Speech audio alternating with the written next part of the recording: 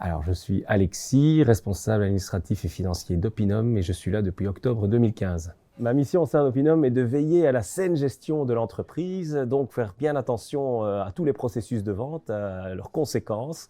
Naturellement aussi bien veiller à ce que ça ne coûte pas trop cher pour optimiser les marges brutes et donc veiller à une bonne rentabilité générale de l'entreprise. Eh bien, au sein d'Opinum, le plus important pour nous, c'est l'appropriation des tâches, ce qu'on nomme également l'ownership.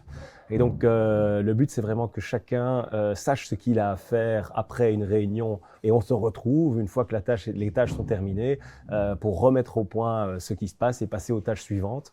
Le but, c'est que tout ça soit très bien documenté et expliqué. Et naturellement, les interactions entre nous demeurent via nos plateformes, aussi via nos meetings. Et le temps de travail en télétravail est tout à fait envisageable puisque il y a ce phénomène d'autonomie qui est bien clair, mais également des échanges qui peuvent se faire en remote. Nous assistons également à nous rencontrer et à nous voir en présentiel tous les lundis et tous les jeudis pour qu'on puisse échanger vraiment en présentiel nos fameuses tâches et nos avancements. Chez nous, un mot très important, c'est le confort du collaborateur. Alors comment on traduit la logique de confort? Par un package salarial, bien sûr, qu'on tente d'être le plus attrayant possible, mais on essaye également d'être imaginatif dans beaucoup d'autres aspects qui touchent par exemple la mobilité.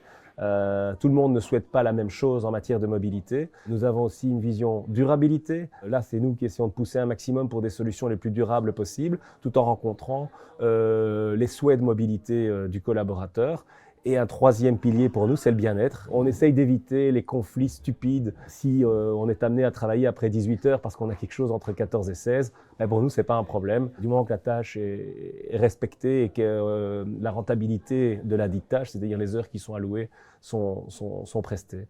Et donc, en gros, cette flexibilité, on la donne vraiment pour des gestions d'enfants, des gestions de sport, des gestions de météo, qui font qu'en fait, une semaine peut être plus agréable en temps de travail et temps de loisirs plus approprié. L'esprit viking, alors attention, ça peut avoir des connotations un peu barbares, donc c'est vraiment tout ce qu'il y a de viking sans le barbare. Depuis le début, on est une équipe très soudée, qui a tout de suite essayé de voir dans la même direction. Donc on se voyait un peu tous dans le même bateau, avec une belle mission de conquête du marché.